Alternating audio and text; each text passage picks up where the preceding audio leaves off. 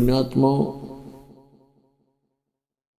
आध्यात्मिक ज्ञानहीनता के कारण हम अपने मानव शरीर को, इस मानव जीवन को संसारिक कार्यों में ही नष्ट कर जाते हैं, जबकि इस मानव शरीर का एक विशेष कार्य परमात्मा ने बताया आकर के कि मनुष्य जीवन केवल परमात्मा की भक्ति के लिए प्राप्त हुआ है। यदि आप जी परमात्मा की भक्ति करते रहोगे तो आपके सांसारिक कार्य भी उस गॉड पावर से, परमात्मा की शक्ति से आसानी से होते रहेंगे और आप अपनी सारा जीवन में नहीं कर सकते, परमात्मा चंद ही वर्षों में कर देता है। चाहे पृथ्वी का राजा हो, कितना धनी व्यक्ति हो, जब वो अपने प्रयत्न से थक लेता है और जहां भी कोशिश करता है उसको उल्टा ही पड़ता है, तब वो भी परमात्मा से ही अर्ज करता है। तो इसलिए परमात्मा कहते हैं यदि आप जी पहले ही मेरे से संबंधित हो जाओगे, मेरी पावर का कनेक्शन आपको मिल जाएगा, तो आपको फिर सदा वो सुख मिलता ही रहेगा जो परमात्मा देता है। जब हम दुखी होते हैं परमात्मा की खोज करते हैं। आत्मा को ये पूरा ज्ञान है कि जो सुख भगवान दे सकता है वो इंसान नहीं दे सकता। चाहे राष्ट्रपति से भी आप मेल कर लो, उसकी भी असमर्थता होती है, लेकिन परमात्मा की डिक्शनरी में, परमात्मा के शब्दकोश में असंभव शब्द नहीं है।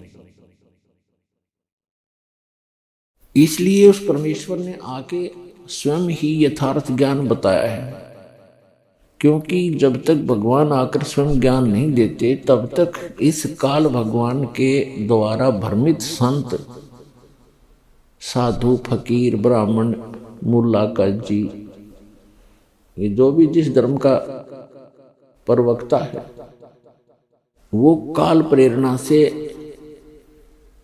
और अज्ञानता के कारण वो इस काल भगवान की ही महिमा बताता है, जो ना सुख दे सकता है, केवल दुख ही दे सकता है। यदि कोई व्यक्ति आम की महिमा बताकर और बबूल का बीज दे देता है कीकर का, वो गुण तो गा रहा है आम के कि शीतल छाया होती है, कांटे रहित होता है, मीठे फल लगते हैं। आम के गुणों में तो ऐसा ही लिखा है, लेकिन बीज बबूल का बीज देने से वो उसको कांटे ही प्राप्त होते, आम नहीं प्राप्त हो सकते। ठीक इसी प्रकार जितने भी परमात्मा से अपरिचित ऋषि, महर्षि, ब्राह्मण, गुरु, मुल्ला, काजी, पीर हुए हैं, वो चले तो थे आम की खोज में, लेकिन काल प्रेरणा से प्रेरित ये अन्य ऋषि, महर्षि मिल जाने से उन्होंने बबूल बोली, किकर बीज ली आम के धोखे में। तो पुण्यात्मा वो किकर इतनी बीज दी कि इस दास के लिए उन सब को साफ करना कठिन हो रहा है। अब हमें उस आम की महिमा का पता चला। अन्य संतों ने जो जानकारी दी, उनका इतिहास, उनका अनुभव, उनके प्रवचन सुने और पढ़े, तो पता चला कि वो गुण तो गाते आम का और बीज बो रखा है बबूल का, तो उनके अनुयायियों को सुख हो ही नहीं सकता। वो पूर्ण परमात्मा की महिमा, सत्य पुरुष, अमर पुरुष, अकाल मूर्त की महिमा सुनाते हैं। लेकिन मंत्र सारे जो मंत्र हैं, नाम है, वो बीज है, वो बबूल का दे रखा, वो काल की साधनाएं कर रहे। तो बबूल बो के आम की इच्छा रखना भी मूर्खता है।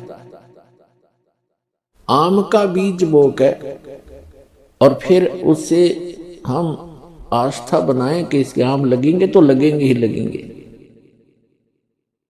तो यथार्थ भक्ति जो है, सत्य भक्ति, सत्य ज्ञान, वो तो है आम का पेड़। और गलत ज्ञान, गलत साधना, गलत मंत्र, वो है बबूल का बीज।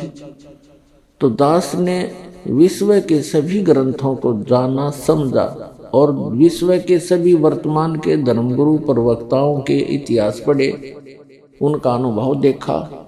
उन्होंने सारा का सारा ज्ञान सदग्रंथों के विपरीत सुना रखे, और जिसका भयंकर परिणाम उनके अनुयायियों को भोगना पड़ रहा है। कोई सुखी नहीं। परमात्मा के लिए निकले थे, जहां से चले थे वहीं खड़े हैं। उल्टे दुख और शुरू हो गए उनको। तो पुण्यात्माओं, जब आपको यथार्थ ज्ञान होगा तब आपको पता चलेगा कि सचमुच अभी तक तो हम अपना व्यर्थ जीवन कर रहे थे। तो परमात्मा आकर हमें ज्ञान सुनाते हैं कि इस मनुष्य जीवन का जो मूल उद्देश्य है परमात्मा प्राप्ति, अच्छे काम करना और अपना निर्वाह के लिए भी प्रयत्नशील रहना। और निर्वाह भी भगवान ही दया बख्शेगा तब होगा। वैसे तो जब तक आपको पूर्ण परमात्मा नहीं मिलते, आपको केवल आपका संस्कार ही मिल रहा होता है। संस्कार बनता है पूर्व जन्म के शुभ और अशुभों से।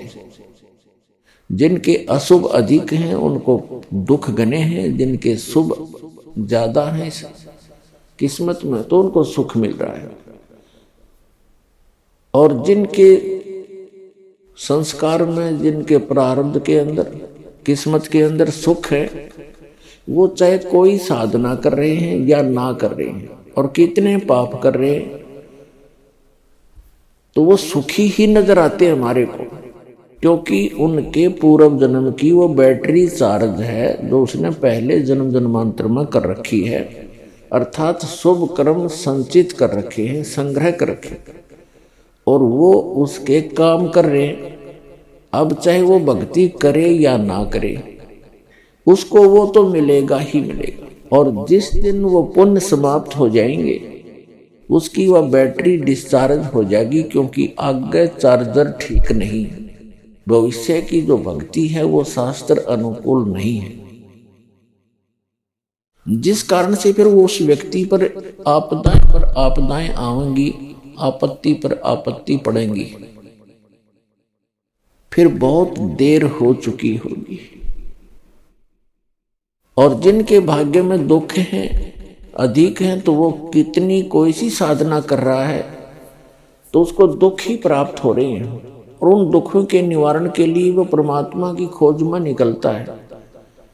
वो जहां भी जाता, ये काल के एजेंट बैठे हैं, वो बेचारा हार थक के और अपना जो हानि है उसको प्राप्त ही कर लेता है और रो रो के अपना समय व्यतीत करता है। तो पुण्यात्माओं, पूरे विश्व में एक ही भगवान है, सबका मालिक वही है, पापों का नाशक वही है, सुखदायी परमात्मा वही है, मोक्षदायक वही है। उसकी भक्ति हमारे तक पहुंची नहीं,